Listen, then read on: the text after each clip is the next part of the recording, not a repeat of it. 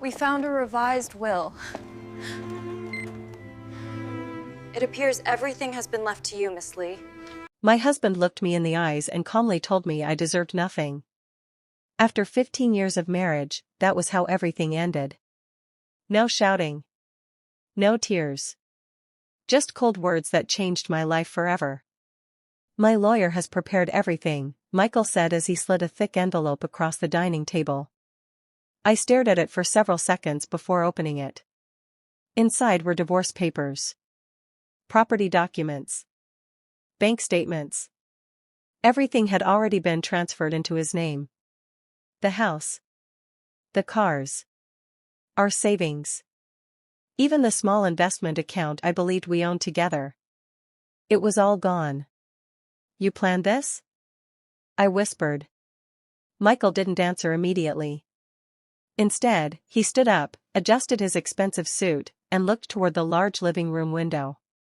I'm in love with someone else. Those words hurt. But what hurt even more was seeing the young blonde woman standing outside beside his new luxury SUV. She smiled when she noticed me looking. She wasn't embarrassed. She looked victorious. My name is Claire, she said as she walked inside without waiting for permission. I guess we'll be seeing each other at the divorce hearing. I felt completely numb. 15 years. Gone. Just like that. Michael folded his arms. You can keep your clothes and personal belongings. I looked around the beautiful house we had built together. Every wall held memories. Birthdays. Christmas dinners. Anniversaries. Late-night conversations about our dreams. Now I was being told to pack one suitcase. Without arguing, I removed my wedding ring and placed it carefully on the table. I hope she's worth it. Michael didn't even react. That silence told me everything. Within an hour I had packed a few bags and walked out of the front door with nowhere to go. I spent the next few weeks sleeping in a tiny apartment owned by an elderly widow who rented me a room for almost nothing. For the first time in years, I cried myself to sleep. Not because I missed the house. Not because I missed the money. I cried because I had trusted the wrong person. One morning my phone rang. The caller ID showed an unknown number. Mrs. Emma Carter? Yes. My name is Robert Harrison. I'm an attorney. I need to meet you immediately regarding your grandfather's estate. I frowned. There must be some mistake. My grandfather died 20 years ago. There was silence. Then the lawyer spoke softly. No, ma'am.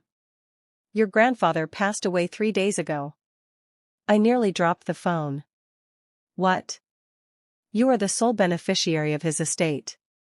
I was speechless. Growing up, my mother had always told me her wealthy father abandoned the family long before I was born. I believed he never wanted anything to do with us. Apparently, that wasn't true. The next morning I walked into one of the largest law firms in the city. Mr. Harrison greeted me warmly. He opened a thick leather folder. Your grandfather spent years searching for you. Tears filled my eyes. He never stopped. He wrote hundreds of letters. He left detailed instructions that everything be given only to you. I struggled to breathe.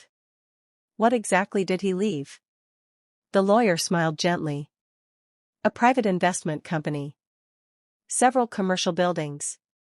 A ranch in Texas. A beach house in California. Luxury apartments in New York. And liquid assets. How much? He pushed one final document toward me. I stared at the number. $48 million. I honestly thought it was a typo. It's all yours. I couldn't speak. For the first time since my divorce, hope returned. Over the following months my entire life changed. I hired financial advisors. Finished the education I had postponed years earlier. Started a charitable foundation helping women who had been abandoned after divorce. I stayed away from social media. I wanted peace. Meanwhile, Michael's life was falling apart. Claire loved expensive vacations, luxury shopping, designer handbags. Within months she had convinced him to borrow heavily against his business.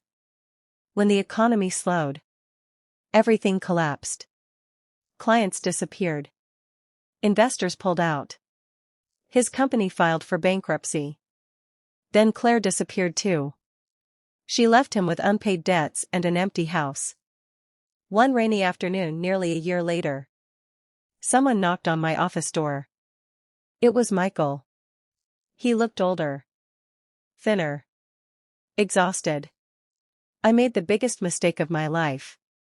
I quietly closed my laptop. What do you want? I want my wife back. I smiled sadly. No.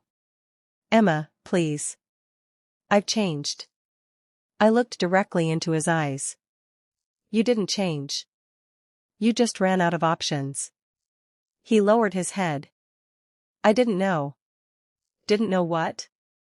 That you were going to become wealthy. For a moment neither of us spoke. Then I answered. If money is the reason you regret leaving me. You never loved me. Tears rolled down his face. I was selfish. I know. I'll spend the rest of my life regretting it. I stood up, walked toward the window, and smiled. Not because Michael was suffering, but because I finally realized something. The greatest fortune my grandfather left me wasn't the money. It was the chance to discover who truly deserved a place in my life. Michael quietly walked out of my office. I never saw him again. Years later my foundation had helped thousands of women rebuild their lives after betrayal. Every building my grandfather left continued growing in value. But the most valuable thing I owned was peace. Sometimes people think losing everything is the end. Sometimes it's only the beginning. If Michael had never left me with nothing, I might never have discovered the fortune that changed my life forever. And that's why the best revenge isn't getting even. It's building a life so beautiful that looking back no longer hurts.